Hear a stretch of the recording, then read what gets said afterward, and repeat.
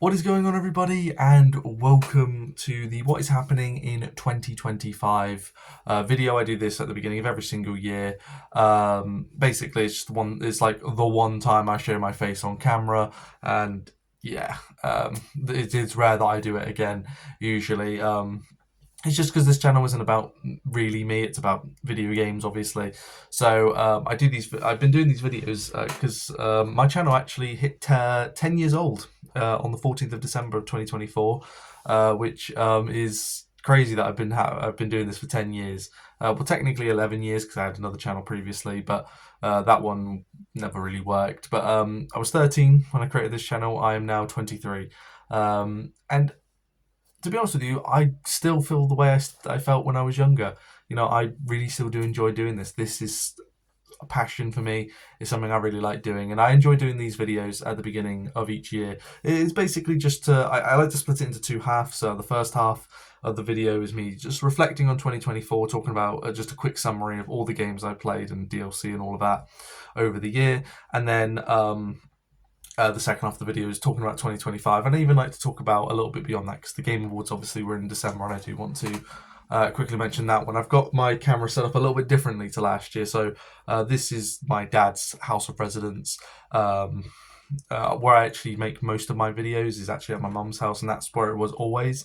But of course, this year I did something different. I stopped using my capture device and my Blue Yeti microphone to make my videos, and I switched to live streaming. And I would do 3 videos in a stream for that's like just over an hour, and then I would cut it into 3 separate videos, and I'd be able to render 3 videos at a time on Sony Vegas, which is the editing program I've used for like since 2016. I'm pretty sure. And yeah, I've every single I just do 3 videos at a time, and that is like previously when I just used my capture device, it would be 1 video. So I'm doing 3 videos when previously I would have only been doing one. At a time, so I found it much easier for me to make videos, and I really enjoyed it, and also the quality was a little bit better as well because my capture device was starting to lag behind as well because it wasn't designed for the newer games, and it was making some of my playthroughs, especially in 2023, not as good.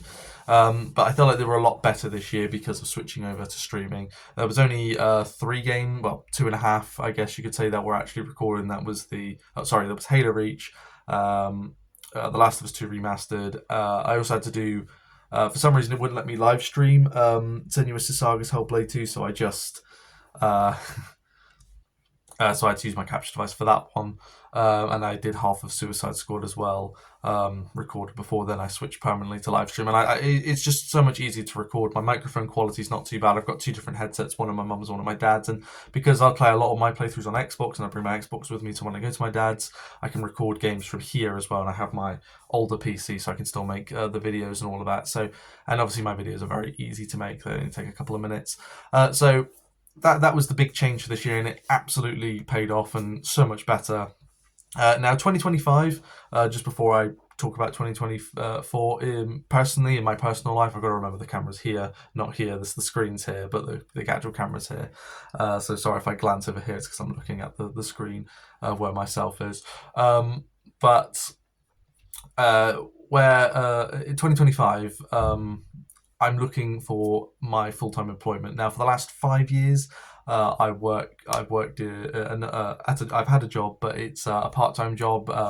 I've enjoyed it and all of that, but it's not. It's obviously not what I want full time, obviously, and I don't unfortunately make money from YouTube. I could do, but the content that I'd have to make is not what I feel passionate about. And at the end of the day, this is my hobby. Everyone needs a hobby. This is my hobby, and I still very much enjoy it. At the end of the day, so I am currently going through a potential. Well, I will. There is no maybe. I guarantee you a full time employment for me. That's just my personal thing. I don't really like to talk about personal life because it's not really about me. This and all of that. And my personal life is my personal life. But yeah, that's what I'm just telling you that because maybe schedule might slightly change, but I'll still be doing YouTube. That is something that will continue to happen because as I said, everyone needs a hobby. This is mine. So anyway, enough about that. Let's talk about 2024 real quick and just reflect on all the games I played. Now this year actually, was the year that I played the most playthroughs on this channel. I believe it was 32. I believe 32 playthroughs this year, which is crazy. And obviously, there was obviously the two older games, and there were 10 DLCs this year. There was 9 in 2023, 10, which this year is, of course, has broken the record for most DLC in a year. The thing is, in 2023, it was 9 DLC in and 9 different games, but this year it was 10 DLC in 8 different games, because there was 2 DLCs for 2 games this year. So anyway, let us start off in January. So I did Halo Reach, and then The Last of Us 2 Remastered. That was January. Then going into February, of course, I did Suicide Squad Kills the Justice League. I followed that up with the second Atomic Heart DLC, the Trapped in Limbo DLC. Then in February, still in February, we did next up was Banishers Goes to New Eden, and then to finish off February, of course, Final Fantasy VII Rebirth. Then going into March, of course, we did Alone in the Dark, and then Rise of the Ronin. Dragon's Dogma 2 did come out. Sorry, let me say that again. It came out on the same day as Rise of the Ronin. I ended up playing that game, Dragon's Dogma 2, in April. Also in April, of course, was the Final Fantasy 16 Rising Tide DLC, and also the Solar DLC for Dead Island 2. And then Stellar Blade came out at the end of April.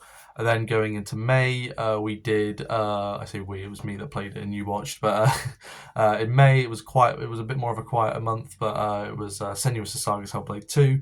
I don't know why it wouldn't let me live stream that one. I had to record that one in the end. That was a bit bizarre, but we did that one. Then we had June, which is what I like to call the DLC month, because there was so much DLC that came out in this month. So we had the Destiny 2, the Final Shape expansion for Destiny 2. I just said Destiny 2 so many times there, but yeah, that was the final expansion for Destiny 2. We then had what was the next one that came in order? It was FC24. I bought I got FC24, and technically this counts as DLC, but I'm not really going to count it as fully DLC and just count it as its own thing, because I never did anything on FC24 when it first came out. So it was the Euros, of course, because the Euros were in the summer. So we did that was like a bonus playthrough. Then we did. I need to stop saying we. Then I did Still Wakes the Deep, which was of course that short and sweet horror game, which was really good fun. Then after that, it was what was it? I literally had all of these in a list, and I've forgotten. Alan Wake 2, the Night Springs DLC. That was the first Alan Wake 2 DLC. And then, of course, we had Elden Ring. The Elden Ring DLC was Shadows of the Erdtree. So there was that. Then in July, which was now the second half of the year, the first half of the year was concluded. We had the Avatar: Frontiers of Pandora and the Skybreaker DLC. I then did also what's it called? Flintlock: The Siege of Dawn. That was a very short game. Then I did WWE 2K24, which actually I believe came out in March of this year, but I wasn't going to play it, but my brother bought it. I probably won't be playing 2K25 next year, because my brother bought 2K23 and 24 in their respective years, but he says he's going to get it again, but he's moved to PC now, so those are always bonus playthroughs. Anyway, and then after 2K24, we go into August, which I then did the second old game, which I ended up doing Half-Life, and then I did Star Wars Outlaws as well at the end of the month. And yes, I did miss out Black Myth Wukong. I gave my reasons at the time. However, in this last month, I have slightly regretted not doing Black Myth Wukong, because it comes to my attention that maybe it might have not been as difficult as I thought, and that pains me, because it actually looks like it was a lot of fun. So I do apologise for not playing that game now. I am going back on what I said in my last update video, so I do apologise for that. That I should have covered that game, really. I know I could have covered it right at the end here, but it just didn't feel right, so I just decided just to leave it at that. But yeah, anyway, Star Wars Outlaws, though, was the last playthrough of August, and then we go into September, which I did the casting of Frank Stone, then Warhammer 40k Space Marines 2, and then I finished off the month with the Starfield Shattered Space DLC. Then going into October. I've forgotten that October was next. We had Silent Hill 2, the remake, and we also had the second Alan Wake DLC. What was it called? The Lake House DLC, and then we had Call of Duty Black Ops 6. And also, right at the end of October was Horizon Zero Dawn remastered. However, I didn't start my playthrough until November, but it's still an October release. Going into November, there was actually there was two playthroughs. There was of course Stalker 2, Heart of Chernobyl, and then there was of course the second Avatar: Frontiers of Pandora DLC, The Secret of the Spire. But I didn't start that until like the 6th of December. But that also did come out in November, and then to finally finish off. In December, of course, we just played Indiana Jones and the Great Circle, and I also did an additional bonus series. I also did FC25, a Manchester United career mode, because, well, I'm actually wearing my Man United shirt. Yes, I know we are terrible, leave me alone. No, this is not a talk about Manchester United or anything. It's one of the many shirts I actually got for Christmas, which, oh yeah, I just completely forgot to say. I hope you also had a very good Christmas, and hope you have a good New Year as well. I won't, because I'm going to be working on New Year's Eve and then New Year's Day. Great fun. But that's I did sign up for it, and I will be paid handsomely, I guess you could say. Handsomely is a strong word, but anyway, that's enough of that. For that, but yeah, that was 2024. That was, and it was a much more quieter year than previous years, I would say. Especially compared to 2023, and especially what 2025 could be like. This year is looking stacked. I think in one of my update videos already this year, I went over like how stacked this year could be. Now I say that, but because I read something from IGN the other day, right? An article that they put out, and apparently a lot of developers are hesitant to put their release dates out for 2025 because they want to know when GTA 6 is coming out. I had a bit of a feeling this could be an issue. I'm hoping not. You've got to think likely. When's GTA 6 most likely going to come out? I probably would say probably November, December. I reckon it's going to be right at the end of the year. So just put your game in any time before then. Basically, that's what I would say personally, is put your game in before put your game before November, basically, because no one's going to want to put a game out around the time GTA 6 comes out, because everyone's going to want to play GTA 6, obviously. But let's talk about 2025 then. So what I'm going to do is I'm going to talk about all the games that have been confirmed with a release date. So that's basically January, February, and March. Every other month, not yet, but I do believe there will be an Xbox Direct and a PlayStation showcase as well at the end of January, of this month of January. Well, this is actually going up on the 30th of December, but January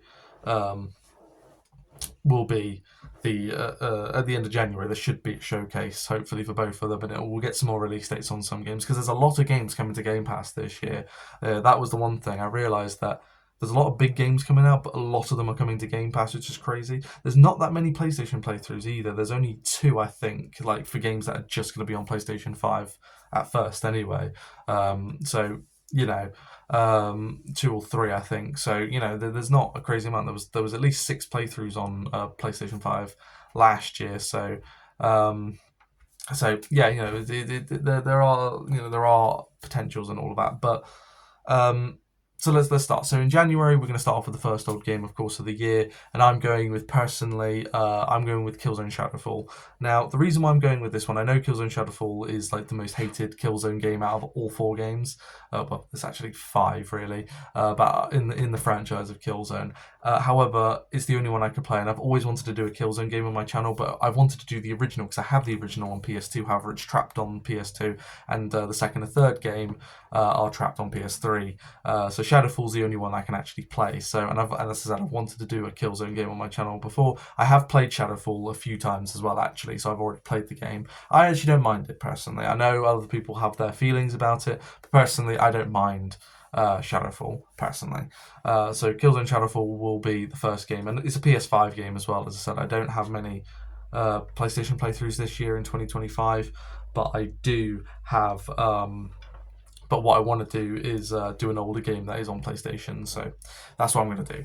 So anyway, that's the old game, the first old game of the year. The second old game, I'm thinking about doing Crisis, the first one, obviously. So there's that, but I'm still open to thinking of what that second older game would be. But yeah, looking likely, looking likely that it will be Crisis at the moment. But Killzone Shadowfall will be January. Will be in January. There are two more playthroughs in January. There is, of course, the third Atomic Heart DLC, Enchantment Under the Sea. I believe it was meant to come out in December, but it's been pushed into January. That's fine, though. We finally have the third DLC coming of Atomic Heart, so that's great. So that'll be on the 28th of January. And then on the 30th of January is the first new game, which is Sniper Elite Resistance. Now, I played Sniper Elite 5 in 2022, was it? I think it was 22, wasn't it? Or was it 21? It was one of those 2 years. And I actually enjoyed it. It was on Game Pass. Resistance is also on Game Pass this time. That's why I'm playing it. So I will be playing Sniper Elite Resistance on the 30th of January. Then moving into February, we have 3 big titles for February. So we have Assassin's Creed Shadows, which is coming out on the 14th, Avowed, which is coming out on the 18th, and then Monster Hunter Wilds, which is coming out on the 28th. Now, because obviously Assassin's Creed Shadows and Avowed were meant to come out in 2024, they've been pushed into February of 2025. Obviously, I'll be playing those games. I'll play those 2 games first, and then which one I finish first, I will then begin Monster Hunter Wilds, and I'm able to do that because March actually is not looking like an incredibly busy month. In fact, there's only one game that I'm going to be playing anyway, and that is Atomfall, which is coming out on the 27th, which is also coming to Game Pass, and so is Avowed, so that's great. Monster Hunter Wilds probably won't start until March, basically, because I'm going to be doing Shadows and Avowed, because they came out first. It makes sense, and I only do 2 playthroughs at the same time. I don't like to do any more than 2 because it's just too much to keep up with, and it's just better just to say I'll come back to this game when I've finished one of these games, and it'll probably be Shadows I finish first, so therefore I'll move on to the next one. But yeah, so with that is all the games. Obviously, I know Split Fiction is coming out on the 6th of February, and I also know that Berserker is also coming out on the 27th of March, but Split Fiction, you need somebody else to play with, and trying to get one of my friends to play one of those games, I don't think it will happen, and I don't really want to play with a random online people. I'd have to do a completely different type of series as well. And then as for what's it called? Berserker, I've not seen enough of it to think it's worth getting, and it's not on Game Pass or anything, so it'll be a full buy. So unfortunately, I don't get these games sent to me for free or anything like that. So yeah. Anyway, obviously that is all the games that have been confirmed with release dates. Now there are obviously, of course, a load of other games. So we got those 7 playthroughs, of course. But we have not The Last of Us. Woo. No, that was last year's the remaster. But no, we have GTA 6. We have Ghost of Yotei. We have Death Stranding 2 on the beach. We have Doom: The Dark Ages, Perfect Dark, Judas, Clockwork Revolution. It might come out this year. I'm not too sure. The 4th Atomic Heart DLC, maybe at the end of the year. What else? I literally had a whole list of these. It's really annoying. They're all on my phone, you see, though, and I'm using my phone to record this video. What else is there? Give me a second. I'm trying to think. Metroid Prime 4, Mafia, The Old Country, Borderlands 4, Dying Like the Beast, which actually we did get some news on at the Game Awards about both Mafia, The Old Country, and Dying Like the Beast. They are both coming in the summer. Didn't specify when in the summer, so that could be June, July, August, maybe even June, July, August, September. But September, I think, is leaning towards more winter time, but not really, because it's still winter, not autumn time. Sorry, I just completely forgot about that season. Autumn time, more. So it'll probably be June, July, August, I reckon. May is, again, more spring than it is. So June, July, August is when those 2 games were going out. Borderlands 4 just got a gameplay reveal, but I reckon that I feel I'm just getting drawn to September for for that game. I think that's because that was when Borderlands 3 came out, so I just think the same for Borderlands 4 will be also a September release. It just maybe feels likely. Other than that, we got nothing on any of the other games so far, and I think it's because a lot of developers are hesitant to when they want to release their game, which is kind of annoying because we all want to play GTA 6, but I also want to play all of these games as well. Also, Metroid Prime 4 is a Switch game, by the way, so I will actually have to record that one with my capture device. But I think my capture device should be fine to record that one because I had no problems with The Legend of Zelda Tears of the Kingdom in 2023, so it should be alright to record Metroid Prime 4 because it's on the Switch.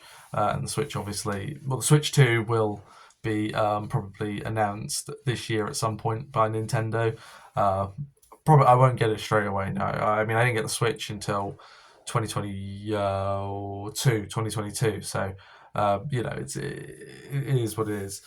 So there is that. Those are all the game. Those are the majority of the games. There's probably a game I've missed out, like an obvious one or something I missed out. But there are a lot of games coming this year. Fable, that was it. Fable was the one I was trying to think of. Fable as well is also coming this year as well.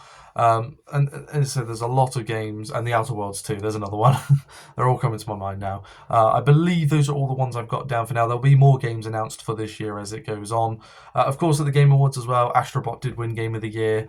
I personally thought I personally went with Final Fantasy VII Rebirth, which I do believe actually ended second in the votes. But Rebirth for me was my game of the year. I just thought it was hands down my favorite game of this year, of 2024. 2024 was more of a downtime year in comparison, but still there was still a lot of decent games that came out this year.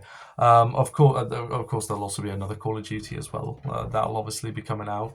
In 2025, there's a Call of Duty every year. I also decided to jot down a few games that are coming out in the next 3 years after that, in 2026, 2027, 2028, because I want to do YouTube as long as possible. And if I get this full-time job, it's not if, it's when I get a full-time job, I should still have the spare time, not as much spare time as I have now, but enough spare time to still make videos and all of that. And that's what I would like at the end of the day. And that's what you need at the end of the day. So